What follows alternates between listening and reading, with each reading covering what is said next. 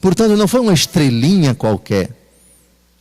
Você olha para o céu em noite límpida e vê algumas estrelas. Aquilo não traz tanta alegria. É um brilhozinho no céu. Mas essa estrela devia ter um brilho. Primeiro, que não prejudicava a visão. E era um brilho que não era desse mundo. Que não era um brilho astronômico. Não era o brilho de uma estrela qualquer. Mas um brilho que causava alegria. E por favor, não me peçam para descrever isso, porque eu também sou criatura como vocês. Versículo 11. Entrando na casa. Atenção, na casa. Essa afirmação é importante, porque o texto não diz entrando num presépio, entrando num estábulo, num ambiente onde estavam os animais, que comiam no coxo, que é o presépio onde foi reclinado o menino Jesus. Só que a narrativa é do nascimento de nosso Senhor Jesus Cristo. Diz que ele nasceu num presépio, foi envolto numa manjedoura. Não vamos citar esse texto agora. E nós unindo então a narrativa de São Lucas do nascimento de Jesus com esta narrativa, qual é a conclusão? O presépio não era um sítio, provavelmente era um quintal, um prolongamento da casa. Eles entraram na casa, portanto não entraram pelo quintal, não entraram pela cerca, não entraram pelo cercado, se é que havia um cercado, entraram na casa. Portanto, não encontraram hospedaria José e Maria e acabaram entrando numa casa que provavelmente devia estar lotada, porque Belém devia estar superlotada por causa do censo que obrigava todos os homens que se dirigissem à sua cidade para fazer o recenseamento. E essa pessoa generosa, que não sabemos quem foi, para não excluir o coitado do São José e Nossa Senhora quase em trabalho de parto, disseram: vocês fiquem aqui no quintal. E eles foram para o quintal. De qualquer forma, os magos entraram pela casa. E casa supõe a porta da frente. Não entraram pelo quintal. Muito bem. Na casa, atenção, esse dado é importante. Então não era um sítio, não era um lugar ermo. Era uma casa que provavelmente tinha um prolongamento e tinha animais. Se estavam os animais ali na hora,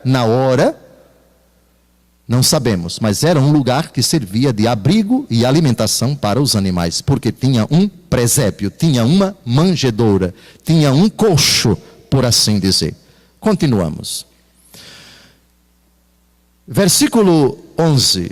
Acharam, entrando na casa, acharam o menino com Maria, sua mãe. Esse dado é muito importante para nós. Com Maria. Logo depois, atenção, logo depois do nascimento, Nossa Senhora está ali. Por que São José não é citado? Repito, a descrição com que São José é citado no Novo Testamento explica isso. São José está ali. É lógico que o pai adotivo de nosso Senhor não ia deixar sua esposa amada, que acabou de ter o parto, o menino, ia deixá-la. Até porque os pastores, na narrativa de ontem, encontraram José, Maria e o menino. E prostraram-se e adoraram. Então, São José está ali. Então, a família sagrada está toda ali. E prostrando-se diante dele, o adoraram. Adorar é um ato exclusivamente dirigido a Deus. Não se adora senão a Deus. Adoraram o menino, reconheceram que ele é Deus. Deus. Então vem a pergunta: como esses magos, antes de saírem de sua terra, foram informados disso? Onde está o rei dos judeus? Vimos sua estrela no Oriente e viemos adorá-lo. Como isso foi dito para eles? A estrela ainda nem tinha aparecido. Deus tem caminhos misteriosos. Deus tem sinais, intuições, que levam uma pessoa a dizer, vamos chamar isso de estalo, ou de revelação, ou de êxtase, ou de visão, ou de comunicação, de manifestação extraordinária. De alguma forma, eles souberam lá, antes de se converterem, existe um rei dos judeus, acabou de nascer e é Deus. Vamos adorá-lo. Aqui permanece o silêncio absoluto. Como Deus fez chegar até eles essa notícia? Que mistério! Um anjo apareceu, eles tiveram intuições. Bíblia não, Bíblia não. Bíblia só em Jerusalém. Palavra de Deus escrita só em Jerusalém. Mistérios. Aliás, essa palavra daqui a pouco vai ser importante para a gente fazer o arremate dessa reflexão. Prostrando-se diante dele, o adoraram. Depois, abrindo seus tesouros, ofereceram-lhe como presentes ouro, incenso e mirra. Os padres da igreja viram, quase unanimemente, nesses três presentes, uma alusão.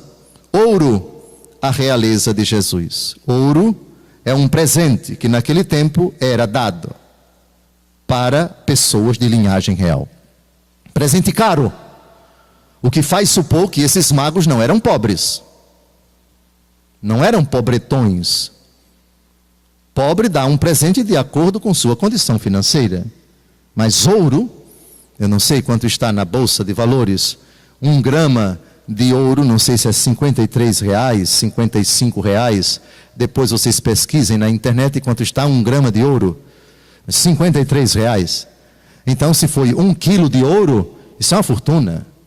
Se foi um lingote de ouro, 2 lingotes, 3 lingotes, não sabemos. E o que São José fez com eles? Eu duvido que São José tenha colocado na terra. Duvido.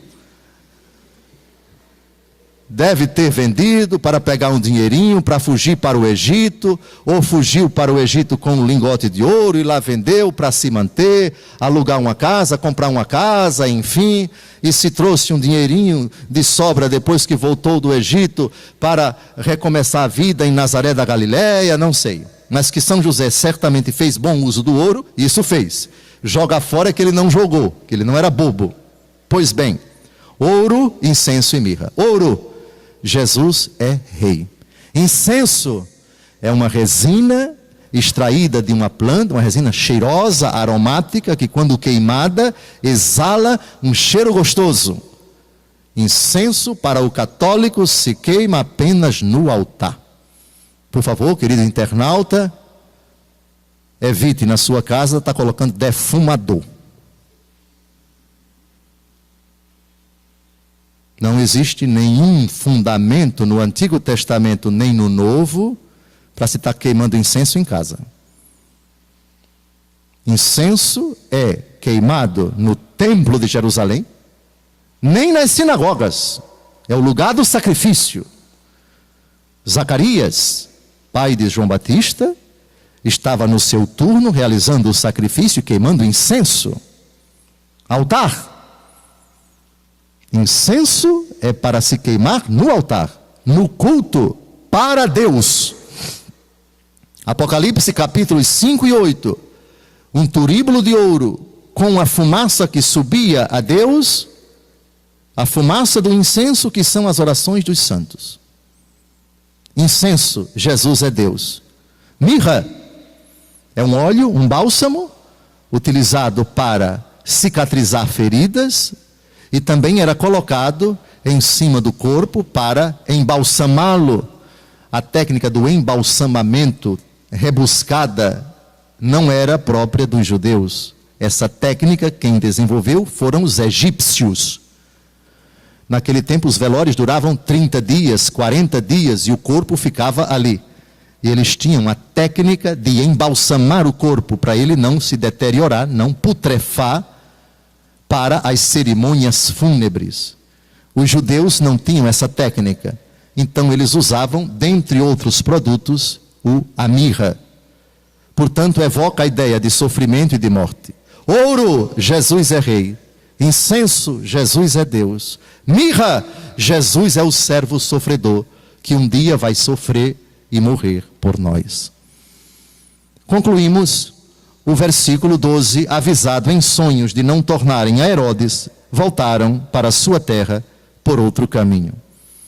Aliás, nos evangelhos da infância de Jesus, Mateus e Lucas, é impressionante como os anjos aqui aparecem.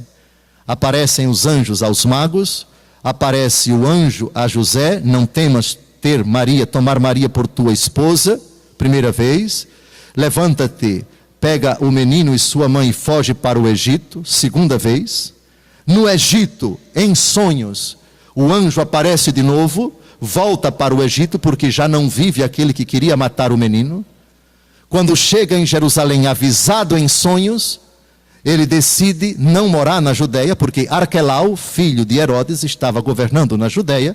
Ele decide morar na Galileia, com medo de que se faça algum mal a nosso Senhor Jesus Cristo. A presença dos anjos, portanto, como mediadores, como comunicadores, aqui ela é muito intensa nos evangelhos da infância. E para concluir, agora vamos citar o Concílio Vaticano II, que responde a uma questão: a salvação daqueles que, sem culpa, nunca ouviram falar do Evangelho. Eles se salvam ou não se salvam?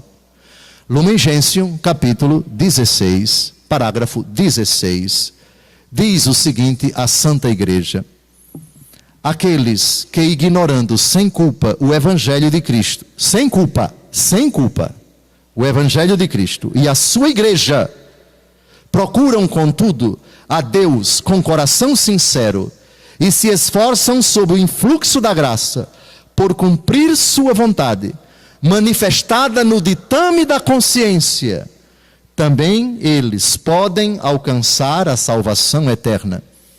Nem a divina misericórdia nega os auxílios necessários à salvação àqueles que, sem culpa, não chegaram ainda ao conhecimento explícito de Deus e se esforçam, não sem o auxílio da graça, por levar uma vida reta. Tudo o que de bom e verdadeiro neles há é considerado pela Igreja como preparação para receberem o Evangelho dado por aquele que ilumina todos os homens, para que possuam finalmente a vida. Mas, atenção, para evitar que dessa leitura se chegue à conclusão de que religião é tudo igual e que tanto faz acreditar em Deus como não acreditar porque vai se salvar, e que todas as religiões são tão positivas contra a Igreja Católica, a Igreja nunca disse isso. Prestem atenção ao que a Igreja vai acrescentar. Muitas vezes, os homens, enganados pelo demônio, desorientam-se em seus pensamentos e trocam a verdade de Deus pela mentira, servindo a criatura de preferência ao Criador, ou então vivendo e morrendo sem Deus neste mundo, se expõem à desesperação final. Por isso, para promover a glória de Deus e a salvação de todos estes, a Igreja, lembrada do mandato do Senhor, pregai o Evangelho a toda criatura, procura zelosamente impulsionar as missões. Agora vamos provar na Bíblia, São Paulo, que aqueles que sem culpa, no paganismo, isto é, não são cristãos, nunca ouviram falar do Evangelho, são julgados pela sua consciência. E se viverem de acordo com essa consciência, bonum faciendo, malum vitando, fazendo o bem e evitando o mal, podem se salvar. Vamos à Bíblia, por favor. Primeiro, a carta de São Paulo aos Romanos, capítulo 2, de 12 a 16.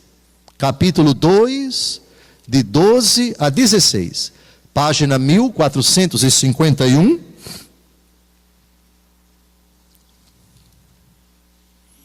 Todos os que sem a lei pecaram, sem a aplicação da lei perecerão.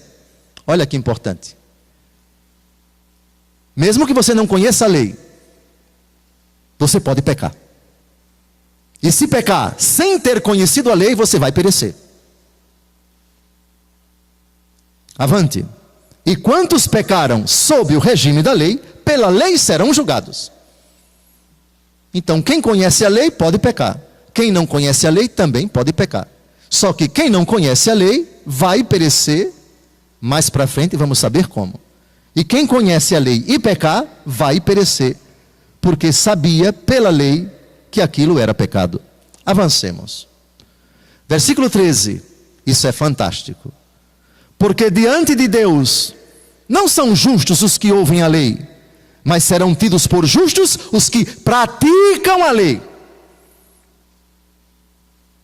Praticam a lei, ainda que não saibam que ela existe. No caso dos pagãos. E no caso dos que conhecem a lei, os que praticam a lei. Avancemos. Versículo 14. Os pagãos que não têm a lei, fazendo naturalmente as coisas que são da lei, embora não tenham a lei, a si mesmos servem de lei. Olha que bonito. E a lei que eles não conhecem, Deus grava, para quem nunca ouviu falar do Evangelho, para quem nunca ouviu falar da Bíblia, onde é que Deus grava essa lei? O versículo seguinte explica, por favor, com uma caneta, sublinhe isso pelo amor de Deus. Eles mostram que o objeto da lei está gravado nos seus corações, dando-lhes testemunho a sua consciência, bem como os seus raciocínios, com os quais se acusam ou se escusam mutuamente.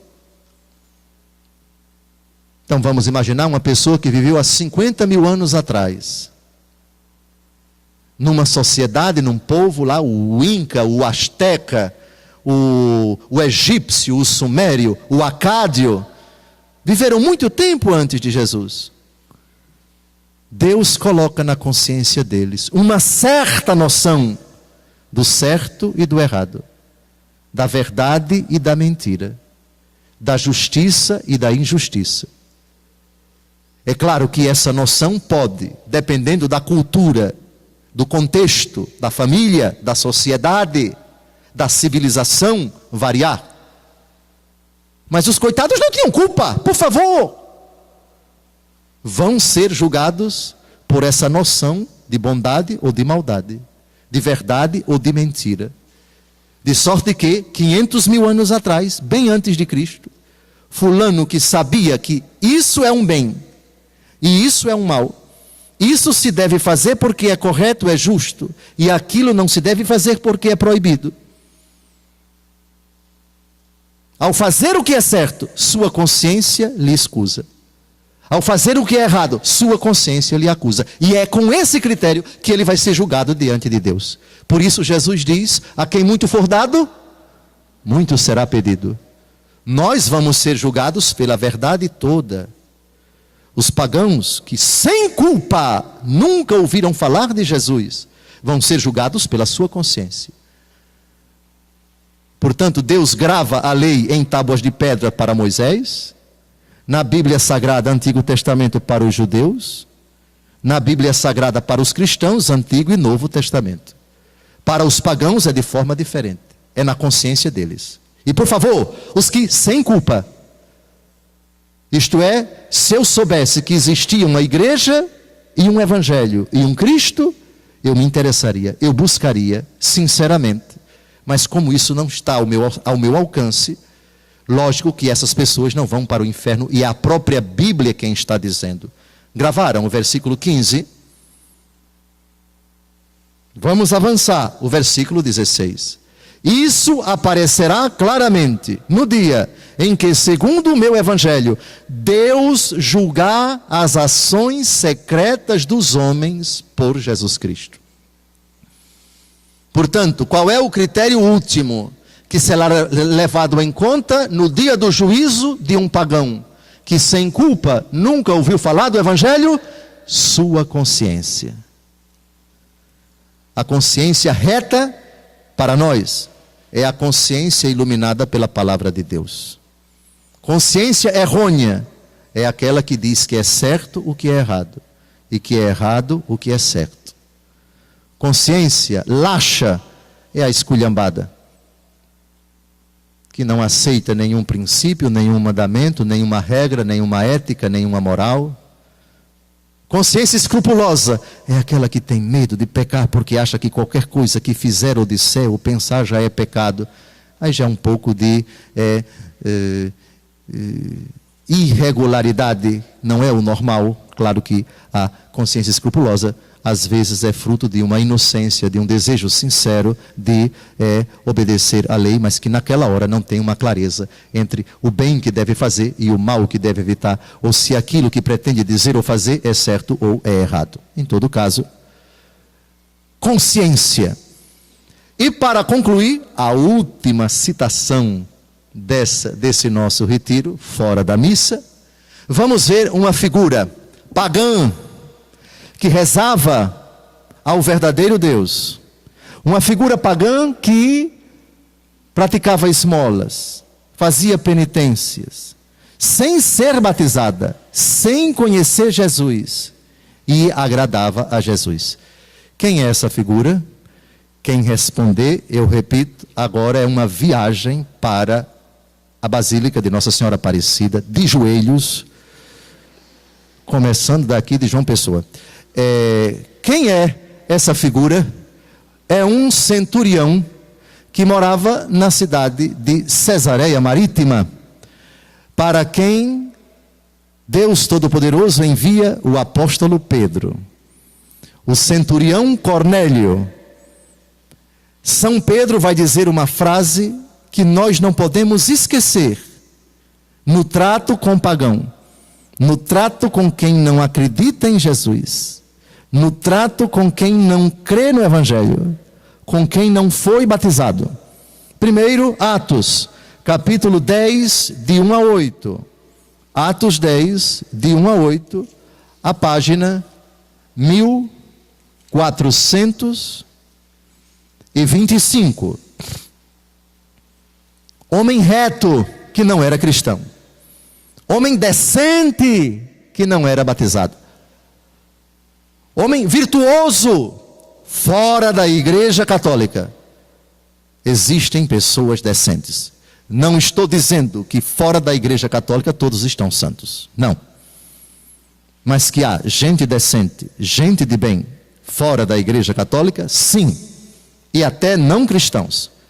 O que não quer dizer que o cristianismo deixa de ser necessário. Até porque este homem pagão, decente, virtuoso, manda chamar Pedro e acaba se batizando.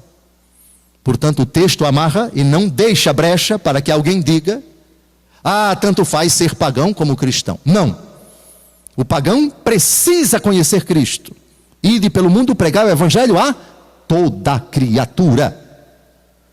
Avancemos. Atos capítulo 10. Havia em Cesareia um homem por nome Cornélio, centurião da coorte que se chamava Itálica. Atenção agora, atenção agora. Era religioso. Ele e todos os de sua casa eram tementes a Deus. Vejam, um pagão temente a Deus, um pagão religioso, dava muitas esmolas ao povo e orava constantemente. Que maravilha! Pagão generoso, pagão caridoso, pagão que orava, pagão que acreditava em Deus. Este homem viu claramente numa visão. Pagão também tem visão, porque Deus se revela a quem Ele quer, inclusive a pagão. Este homem viu claramente numa visão, pela hora 9 do dia, 9 da manhã, aproximar-se dele um anjo de Deus e o chamar. Anjo também aparece a pagão. Cornélio.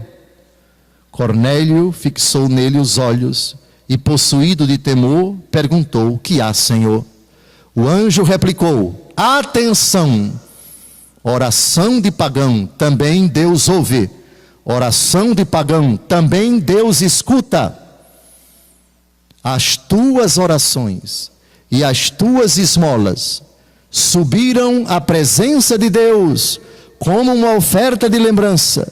Agora, envia homens a Jope e faze vir aqui um certo Simão, que tem por sobrenome Pedro. Atenção! Se as orações do pagão agradam a Deus, o pagão precisa de algo mais. Parabéns, você rezou para mim, você é religioso, você é caridoso, mas falta alguma coisa.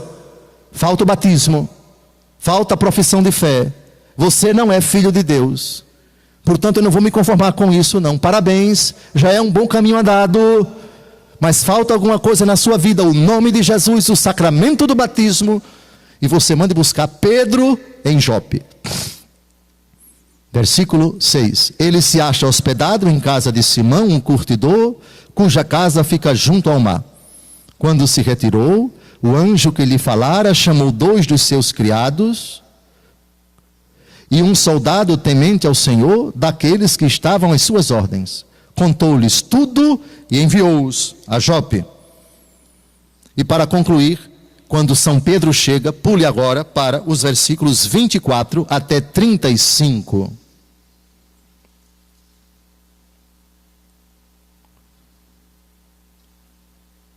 No outro dia chegaram a Cesareia. Cornélio os estava esperando, tendo-os enviado os seus parentes e amigos para entrar.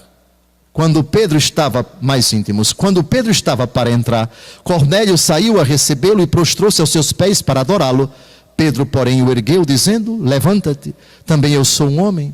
E falando com ele, entrou e achou ali muitas pessoas que se tinham reunido e disse: vós sabeis que é proibido a um judeu aproximar-se de um estrangeiro ou ir à sua casa. Todavia, Deus me mostrou que nenhum homem deve ser considerado profano ou impuro. Por isso vim sem hesitar logo que fui chamado. Pergunto, pois, por que motivo me chamastes? Atenção aqui, que é um soco no estômago daqueles que dizem que o pagão já é bonzinho, o não cristão é bom a si mesmo, não precisa de evangelho, não precisa de batismo. Conversa fiada. Na Bíblia isso é conversa fiada. Cornélio, disse Cornélio: faz hoje 4 dias que estava eu a orar em minha casa, a hora 9, quando se pôs diante de mim um homem com vestes resplandecentes que disse: Cornélio, tua oração foi atendida e Deus se lembrou de tuas esmolas. Envia alguém a Jope e manda vir Simão, que tem por sobrenome Pedro. Está hospedado perto do mar em casa do curtidor Simão. Por isso mandei chamar-te logo, e felicito-se por teres vindo. Agora, pois, eis-nos todos reunidos na presença de Deus, para ouvir tudo o que Deus te ordenou de nos dizer. Cornélio precisa da igreja para ouvir a pregação. Pagão, mesmo virtuoso, necessita da pregação da igreja. E ponto final. Isso está escrito e acabou a conversa, rapaz. Versículo 4. Vejam a frase de São Pedro. Então Pedro tomou a palavra e disse: em verdade, reconheço que Deus não faz distinção de pessoas, mas em toda a nação lhe é agradável aquele que o temer e fizer o que é justo. Aquele que o temer e fizer o que é justo. Não esqueçam essa frase. Fora da Igreja Católica, mesmo sendo necessária a missão da igreja, mesmo eles necessitando da pregação da igreja e do batismo, como vai acontecer daqui a pouco, não esqueçam essa frase. Por favor, não sejam fanáticos, não afirmem coisas que a Bíblia não afirma. Em verdade reconheço que Deus não faz distinção de pessoas, mas em toda a nação, toda, lhe é agradável aquele que o temer e fizer o que é justo. Quem fora da igreja teme a Deus e faz o que é justo, pode se salvar. Apesar disso, agora pulemos para São Pedro. Foi quem disse isso, mas logo depois ele vai dizer: todo mundo batizar. Por favor, versículo 48. E mandou que fossem batizados em nome de Jesus Cristo. E mandou que fossem batizados em nome de Jesus Cristo. Parece que a última pregação demorou 1h20. Mas vocês vão ter um intervalo agora para se preparar para a missa. Eu garanto que a homilia também não vai passar de 15 segundos, por favor. Espero que tenha ficado clara a mística da salvação fora do judaísmo e fora do cristianismo. O relato dos magos do Oriente, que chegaram bruxos e voltaram por outro caminho. Que apesar de ter suas virtudes lá na terra deles, mas praticavam pecados. O Romanos, capítulo 12, que vimos ainda, capítulo 2, que vimos ainda há pouco, passaram por Jerusalém para conhecer isso aqui, foram a Belém para adorar o menino, voltaram convertidos. Cornélio, virtuoso, orante, dava esmolas, cheio de virtudes, mas mande chamar Pedro, para ele explicar para você o que é o Evangelho. Pregação do Evangelho pela igreja e depois batismo. O próprio Cornélio se rendeu a isso. Feliz Natal!